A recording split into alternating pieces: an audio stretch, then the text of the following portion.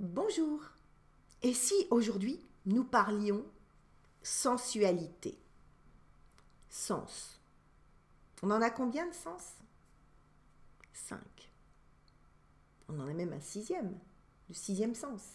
L'intuition, la capacité à sentir, pressentir les choses et deviner. Elle est magique celle-là. Pas consciente autant que les autres. Encore que, est-ce que les autres sont vraiment conscients? Est-ce que vous êtes en permanence, à chaque instant, capable d'identifier par vos 5 sens principaux, qu'on va lister, où vous en êtes? Est-ce que vous avez gardé le goût des choses? Est-ce que vous avez encore cette attention portée sur ce que vous voyez? Une branche, une couchée de soleil, une couleur, quelque chose qui vous émeut? Est-ce que vous avez encore le sens de l'ouïe? Un oiseau, un frôlement d'ailes de papillon, une musique, une parole, et même le silence s'écoute. Est-ce que vous avez encore le sens du toucher? Est-ce que vous aimez toucher? Quelle est votre matière préférée? Qu'est-ce que vous aimez toucher, caresser? Et puis, qu'est-ce que vous aimez sentir? Êtes-vous sensible à des odeurs? Lesquelles? Quelles fleurs? Quels parfums? Quels fruits? Si vous étiez une odeur, ce serait laquelle? Eh bien, tout ça, ce sont les bases du profil sexo-sensoriel. Vous savez que j'ai créé un programme très prisé qui s'appelle Happy Sex. Happy Sex, c'est parler de sensualité, d'intimité, de lien à l'autre. Et j'ai créé le profil sexo-sensoriel. C'est-à-dire que je vous invite en permanence à réexercer vos 5 sens principaux.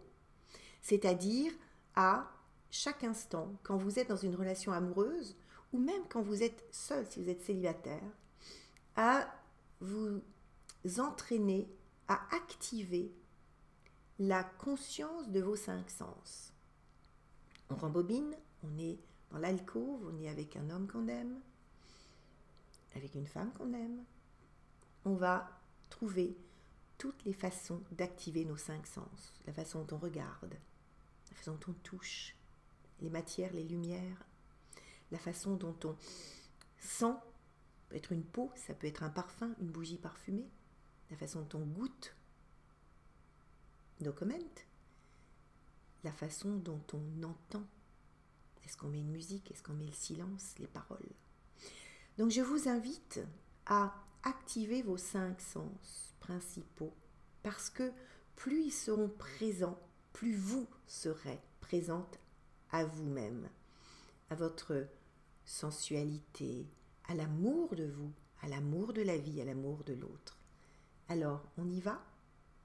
Si vous avez envie de partager votre relation aux 5 sens, peut-être ceux qui sont les plus actifs chez vous, on a toujours un ou deux sens dominants.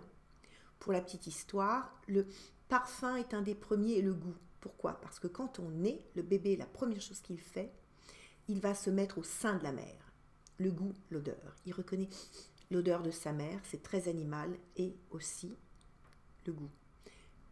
D'ailleurs, Proust, qui m'a été imposé au bac, je me souviens, il y a longtemps, avait parlé de la Madeleine de Proust. Le parfum, les odeurs et les goûts sont extrêmement prégnants, présents chez tous et toutes. Donc, quels sont vos 5 sens les plus actifs, votre sens ou vos 2 ou 3 sens les plus actifs, et comment allez-vous les développer? Et si vous êtes dans une relation amoureuse, quels sont les 5 sens de l'autre? Entraînez-vous à jouer, c'est comme une musique, on joue toutes les cordes, et puis, enjoy. À bientôt.